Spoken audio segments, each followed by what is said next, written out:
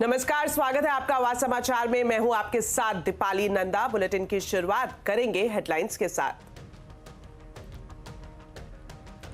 Nifty expiry पर दायरे में कारोबार, mid cap small cap index बढ़त पर बंद। मेटल, एफएमसीजी, फार्मा शेयरों में खरीदारी। आईटी, पीएसयू बैंक्स इंडेक्स बढ़त पर बंद।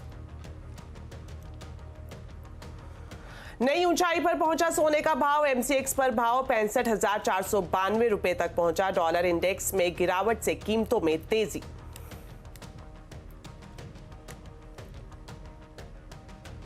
कैबिनेट से मिल सकता है केंद्रीय कर्मचारियों को बड़ा तोहफा। डीए और उज्ज्वला सब्सिडी योजना को 1 साल बढ़ाने का फैसला ले सकती है सरकार।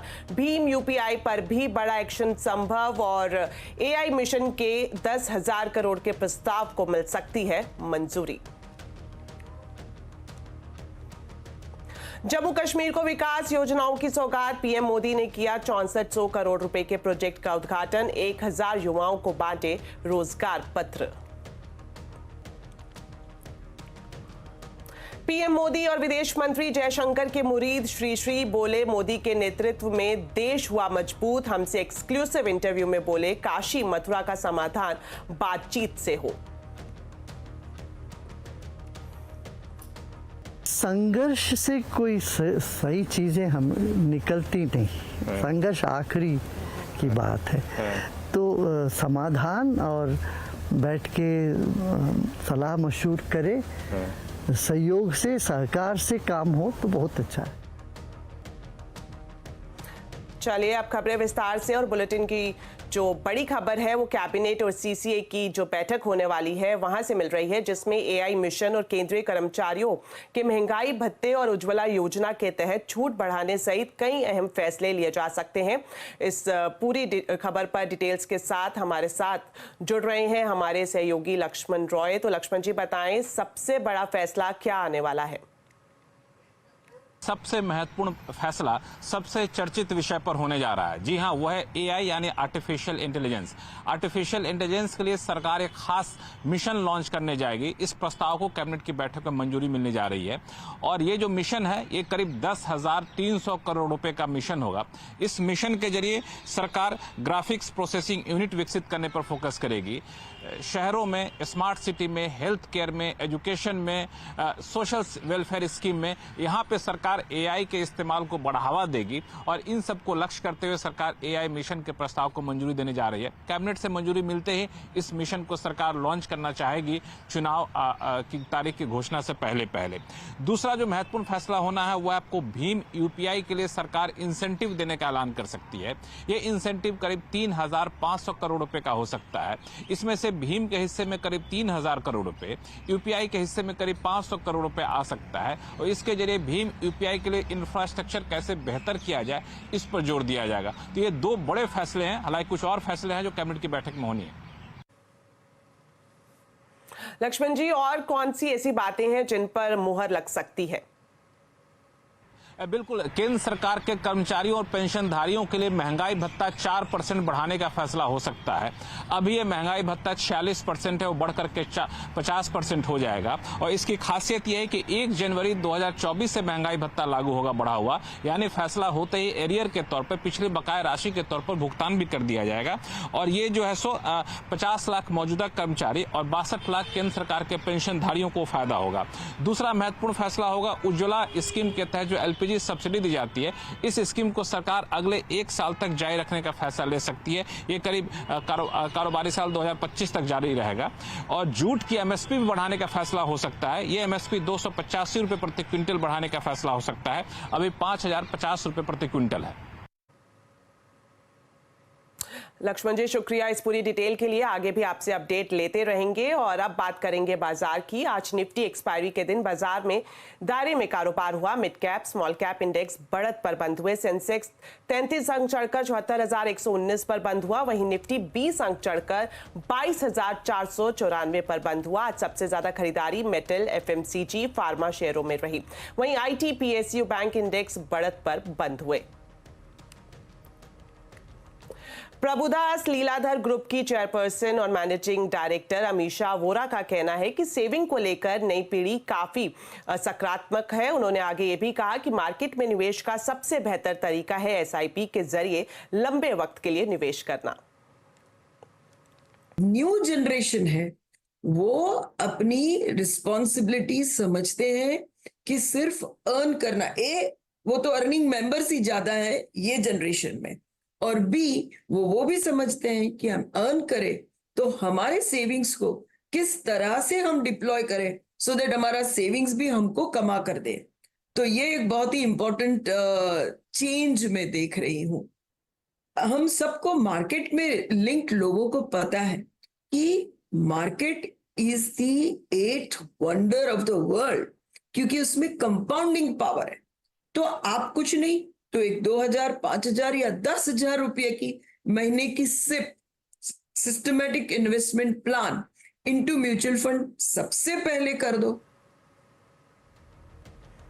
तो तूफानी तेजी के बाद बाजार ने थोड़ा ब्रेक ले लिया है। क्या बाजार चिल करने के मूड में है? आज आवाज अड्डा में इसी पर करेंगे बड़ी चर्चा शाम 7:57 पर।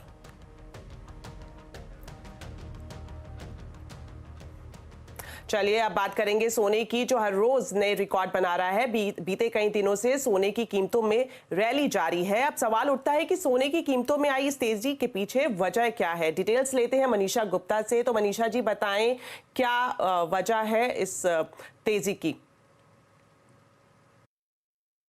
सोना लगातार चमकता हुआ नजर आ रहा है और हमने ऑल टाइम हाईज यहां पर अंतर्राष्ट्रीय बाजारों में तो बनते हुए देखे ही हैं। भारतीय बाजारों में भी 65,500 रुपए प्रति 10 ग्राम का ऑल टाइम हाई यहां पर सोने ने छुआ है।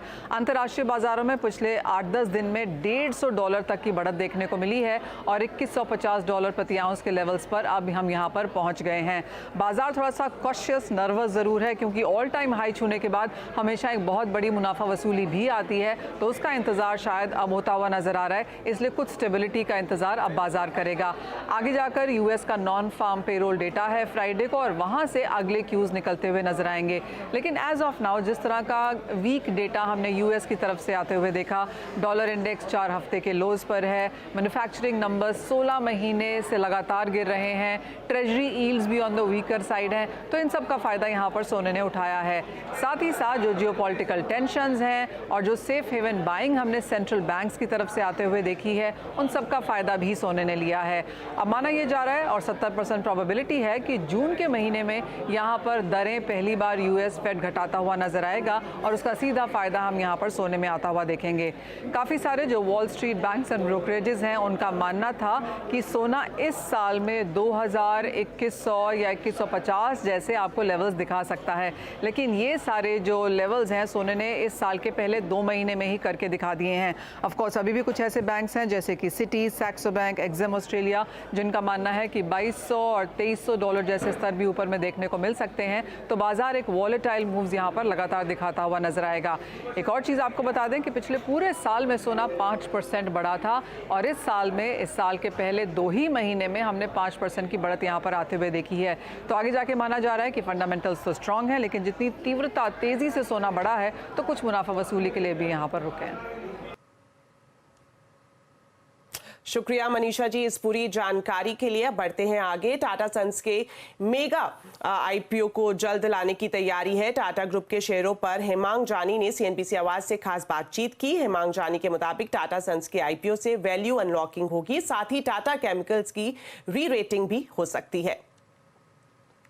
जो अनलॉकिंग है या ये जो डीमर्जर और टाटा सन्स का लिस्टिंग होगा और जो होल्डिंग है टाटा केमिकल के पास, बाकी की भी 4 से 5 टाटा कंपनीज की होल्डिंग है, चाहे वो टाइटन हो, Tata Motors, Tata steel, Orient hotels और इंडियन होटल्स।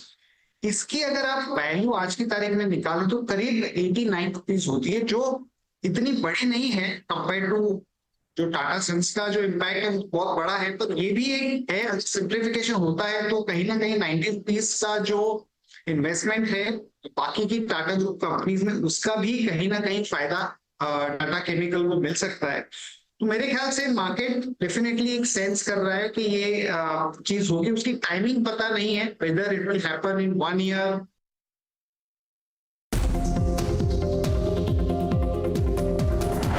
टाटा केमिकल्स। ये बहुत इंटरेस्टिंग चार्ट है और इसमें वो पूरा कन्वर्जेंस और कन्फ्लुएंस जो है ना वो सब यूज़ हो रहा है। ये देखिए चार लाइनें एक साथ यहाँ पर इकट्ठी एक ही जगह पर आ रही हैं। कोविड के टाइम से जो ट्रेंड लाइन चली आ रही है वहाँ पर इसने सपोर्ट लिया और 20, 50 और 100 वीक मूविंग एवरेज क्रॉस करने की तैयारी हो रही है। टाटा केमिकल्स ने एक जो ion battery recycling operations launch किए थे, तो इसकी वजह से मतलब तो ये एक रीज़न है कि टाटा केमिकल्स, अब ऑब्वियसली हम उसको केमिकल्स में गिनते हैं, लेकिन इसका मेन जो रीज़न री-रेटिंग का, आज की जो री-रेटिंग का, वो इसीलिए क्योंकि टाटा मोटर्स से काफ़ी क्लोजली कोरिलेटेड स्टॉक है। टाटा केमिकल्स वापस लेकर आई है, डेज हाई पर जाकर बंद हो रहा है ये स्टॉक 13% के गेंस के साथ।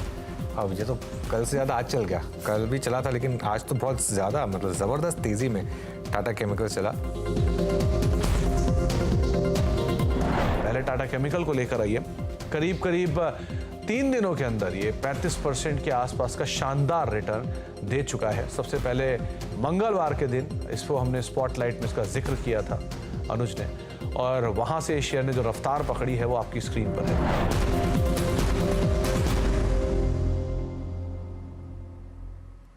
तो अंतर्राष्ट्रीय महिला दिवस का मौका है और महिलाओं को सशक्त बनाने के लिए सबसे जरूरी है फाइनेंशियल सेफ्टी और निवेश को लेकर जागरूकता। तो किस निवेश की स्ट्रैटेजी से होगा महिलाओं का फ्यूचर ब्राइट, इसी पर देखिए हमारा खास शो मनी पावर शाम 6:27 पर।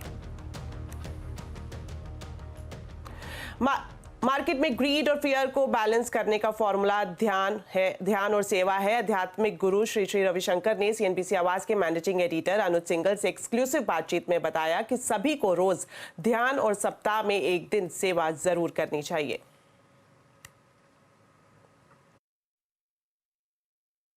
गुरुदेव, एक और चीज़ जो मुझे आपसे पूछनी थी, हमने स्ट्रेस की बात की, एक और इमोशन जो बिजनेस वर्ल्ड में मैनेज करना होता है वो होता है ग्रीड एंड फियर का। तो ग्रीड एंड फियर के कॉम्बिनेशन को क्या कहते हैं कि हमारे, क्योंकि स्टॉक मार्केट से रिलेटेड काफ़ी हम काम करते हैं, कि उसमें अगर आप ग्रीड और फियर को मैनेज कर लें तो बाकी सब कुछ मैनेज हो जाएगा। उसके लिए क्या गुरु मंत्र होगा? ध्यान करोगे तो आपका इंट्यूटिव एबिलिटी बढ़ेगी। इंट्यूशन बढ़ता है तो लगेगा कहाँ इन्वेस्ट करने से मुझे मुनाफा मिलेगी, कहाँ करना चाहिए, ये आपको अंदर से सूझेगी। देखिए, हम कहते हैं इनका किस्मत है, कोई व्यक्ति जहाँ हाथ लगाता है वहाँ उसको सक्सेस मिलता जाता है, कोई व्यक्ति जहाँ हाथ लगाता है उसको सक्सेस मिलता है, कोई व्यक्ति जहाँ भी हाथ लगाता है वो डाउन द हिल होने लगता है। इसका कारण क्या है? कारण यही है कि उनके भीतर जो एक लक फैक्टर है उसको बढ़ाने की तरीका पता नहीं। तो उसका क्या तरीका है? उसका तरीका ध्यान करें, सेवा करें, दो चीज जीवन में रखें। ओके, कितना टाइम आपको लगता है कि हमें मेडिटेशन और सेवा करनी चाहिए? मेडिटेशन हमें रोज 20 मिनट करें, 20 मिनट करें, काफी है। ओके, और सेवा करिए 10 हफ्ते भर में, हाँ। हफ्ते भर में 4-5 घंटे तो रखिए। हफ्ते भर में 4-5 घंटे सेवा रखिए। और सेवा किस लेवल पे की जाए? मतलब हर किसी का लेवल डिफरेंट हो सकता है। हाँ, किसी भी लेवल पर सेवा करें। सेवा करने से अपना जो ग्रीड है वो शांत होता है। ओके। और ध्यान करने से भय दूर हो जाता है। आपका फार्मूला मिल गया। ओके। गुरुदेव, इन्वेस्टमेंट की बात हो रही है तो यहाँ पर एक बहुत लोग, क्योंकि हम यूथ ओरिएंटेड चैनल भी हैं, ये पूछते हैं कि लाइफ में कैसे इन्वेस्ट किया जाए। हम स्टॉक मार्केट में इन्वेस्ट करते हैं, प्रॉपर्टी में इन्वेस्ट करते हैं, अपनी लाइफ में इन्वेस्टमेंट करने के क्या गुरु होंगे? लाइफ में इन्वेस्टमेंट करना तो ज्ञान और सेवा ये आवश्यक है।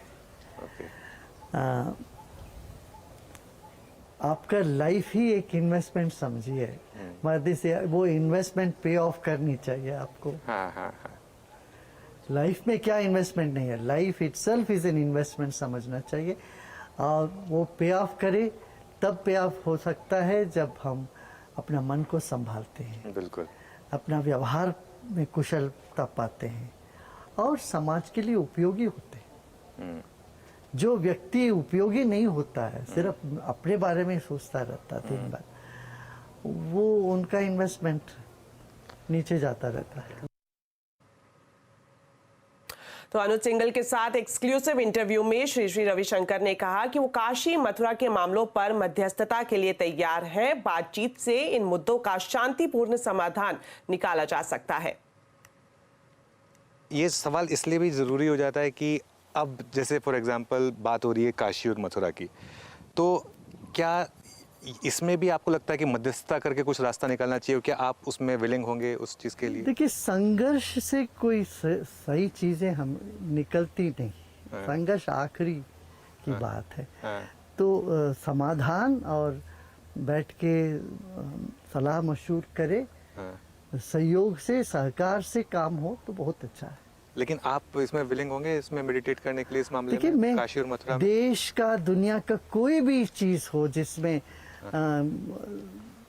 शांति आए, जिसमें लोग प्रसन्न हो, ऐसे किसी भी काम में मैं पीछे नहीं हटता हूँ। हाँ हाँ। मैं हमेशा तैयार रहता हूँ। लेकिन आपके हिसाब से हमारा सब वही है, सबका विकास होना चाहिए, सबको जोड़ करके आगे चलना है। हाँ हाँ। इसी में मेरा पूरा है। लेकिन आपके हिसाब से ये मध्यस्थता से ये मामला सुलझाया जा सकता है? अवश्य। मैं तो पूरा इस पे विश्वास करता हूँ। ओके, चलिए। ताकि हमने देखा है, हुआ। हाँ, नहीं हुआ है, तो इसीलिए एक एग्जाम्पल है हमारे सामने। है। तो इसके लिए शायद आगे भी बातचीत करके, जरूर बातचीत से बहुत सारी चीजें सुलझ जाती हैं। अनुज सिंघल के साथ श्री श्री रविशंकर का पूरा इंटरव्यू देखिए आज शाम 5:57 पर।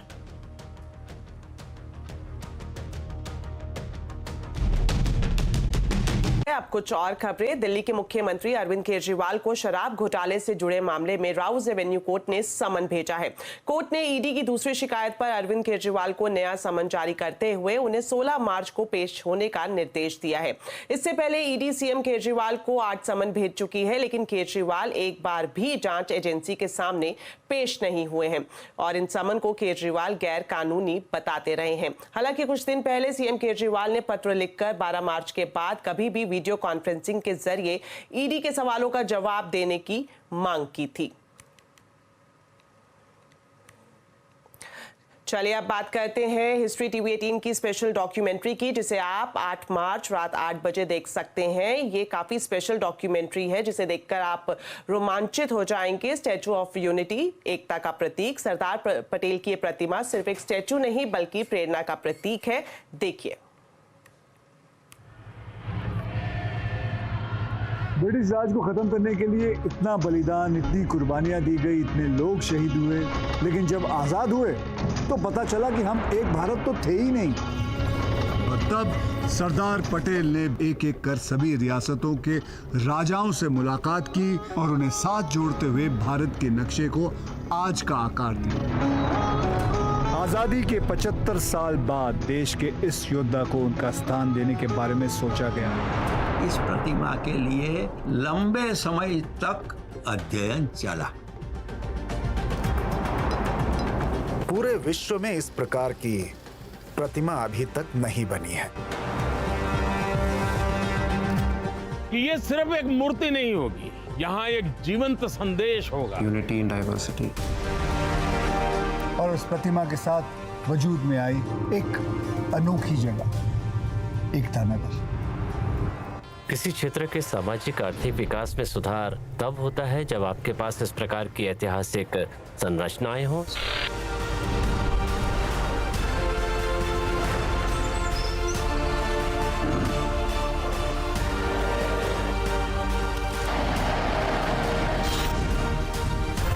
एकता के संदेश के साथ साथ शुरू हुई एकता नगर के अस्तित्व में आने की यात्रा, एक ऐसा सिस्टम बनाने की यात्रा जिसमें यहाँ के ट्राइबल जनसंख्या को जल्द से जल्द रोजगार और बेहतर जिंदगी दोनों मिल सके। सोच भी नहीं सकते कि हम ऐसा कुछ बदल गया है मेरे जीवन में गया।